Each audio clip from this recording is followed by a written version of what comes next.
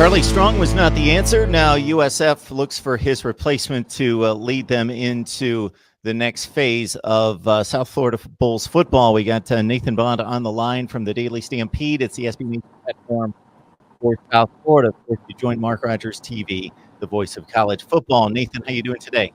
I'm doing well. Thanks for having me on, Mark. Absolutely. So Nathan is joining us straight from the news conference that announced the firing of Charlie Strong and the next steps that are going to be taken by the administration to fill that void of the head coaching spot. So, Nathan, before we get started on possible replacement candidates, Charlie Strong, of course, comes in with a nationally known name recognition from his defensive coordinator days in the SEC, and then most notably what he did at Louisville, and then some of his missteps at Texas in regards to not being able to keep them competitive in the Big 12.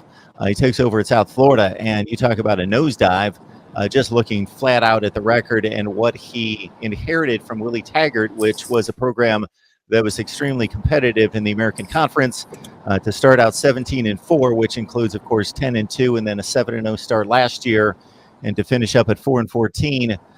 That's the obvious result of his coaching. What are your thoughts about his tenure? We were really excited when he was announced in December of 2016 that he was going to be taking over for Willie Taggart. Famously, he said in his press conference, at USF, Coach Taggart baked the cake, and I just got to put the icing on it. And he said that about Herman taking over at Texas. He baked the cake. Herman's just got to put the icing on it. And unfortunately, I think the icing was stale, and you kind of see the results bearing out without Quentin Flowers at quarterback. Charlie's history, he's had transcendent quarterbacks to maybe mask some of the things that maybe illed the program. At Florida, he had Tim Tebow when he was the defensive coordinator. At Louisville, he had, for his first season at USF, he had Quentin Flowers. And then, without those kinds of quarterbacks who can mask some of the problems you see, I think he had in those 7 seasons, he had 4 losing seasons, no wins, no more than 7 wins in a season. And here we are today, ironically, on the 7th anniversary of USF announcing the firing of Skip Holtz. We're looking for a new head coach for USF. So, Nathan, in regards to what he inherited, it was obviously beyond Quentin Flowers, a strong senior class and possibly junior and senior class. Started at second season. Was there any noticeable difference in recruiting where he was supposed to be a good replacement as well for Willie Taggart in regards to his ties to Florida and what he could do there? Charlie's recruiting classes hadn't been superb. I think everyone kind of refers back to Willie Taggart's 2014 recruiting class with Quentin Flowers, Marlon Mack, Deidre Sanat, and Dearness Johnson, who are all playing in the NFL right now, as the ideal scenario for USF football.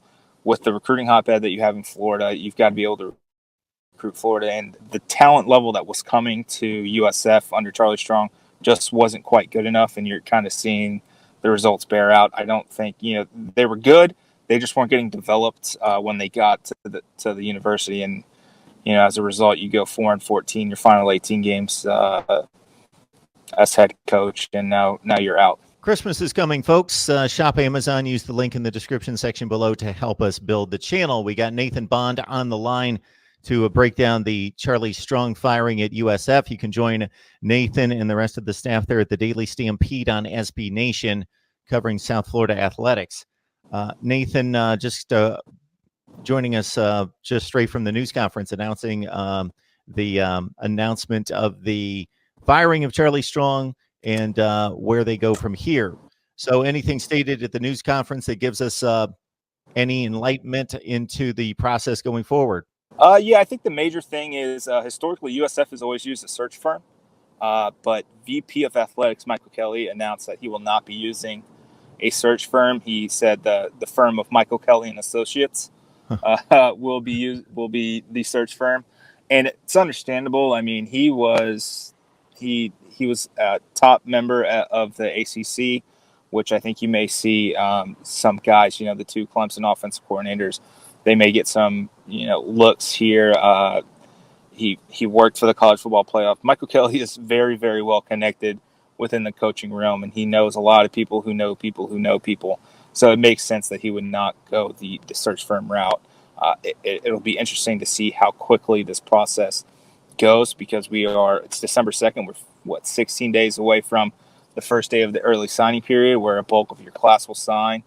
It's going to be interesting to see, how quick and efficient Michael Kelly and his staff can be in, pinpointing their target list, reaching out to them, interviewing, and hiring. So, Nathan, who are some of the early candidates that are being talked about? Obviously, anytime there's a coaching vacancy, the fan base jumps at a couple names that might be unrealistic. But in regards to who you think might be viable candidates, who are people talking about? Not too much scuttlebutt on that right now. I think that just generally, offensive coordinator Kerwin Bell, it'd be a very tough sell for the fan base and to the donors, just because of how poorly the offense worked this year. But I do believe his scheme fits. I think it can work. It's up to Michael Kelly if he wants to go that route. Of course, there's always the outside possibility that Willie Taggart comes back to South Florida. After getting fired after 21 games at Florida State. He's got the money. He's a Bay Area guy. The two offensive coordinators at Clemson, I think those are probably your short list. There's always a running joke with Rich Bisaccia, a special teams coach for the Bucs for a long time. He always gets bandied about for any coaching position. That's, of course, he got mentioned today as a possible candidate. That's just kind of how it is in Tampa Bay. You have the one guy who hawks his friend, and it was Rich Bisaccia for Steve Dumeg for years. When a few months ago, the running joke was, all right, well, who's going to pick up the torch? And I'm excited for the direction that Michael Kelly is going to bring this program. I trust in his decision-making skills. Nathan, how would you feel about Willie Taggart coming back? It's a double-edged sword. I think, he did some great things for the program, but there's always the question marks of what went wrong at Florida State. Why didn't it work there? There were some questionable decisions that he made, some gaffes, personnel-wise. He kind of coached with, you're allowed 10 coaches, on-field coaches, and he kind of hamstrung himself with that because he wanted to take a coach off the field, but he couldn't because you have to be more than a year removed. And with David Kelly, big question marks around maybe some of his in-game decision-making as well. I don't know if he would be the right answer, but you'll hear his name more often than not.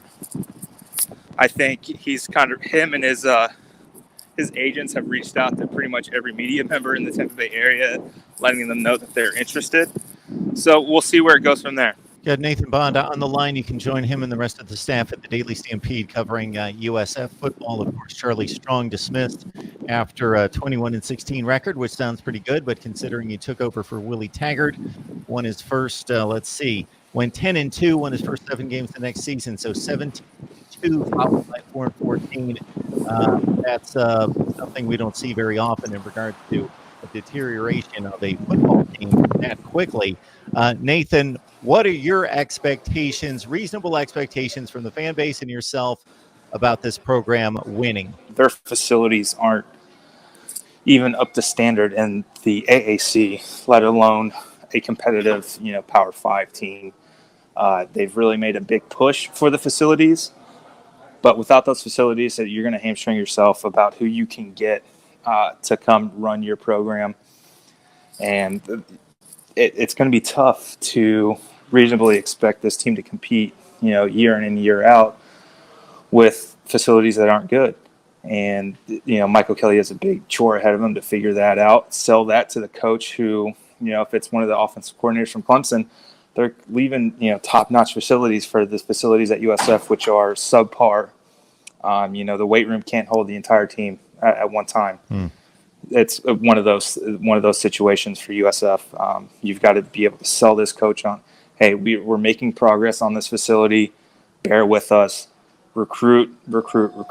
Nathan Bond, the Daily Stampede. It's the South Florida platform on SB Nation. Nathan, we appreciate you stopping by, getting us straight on this situation and going forward.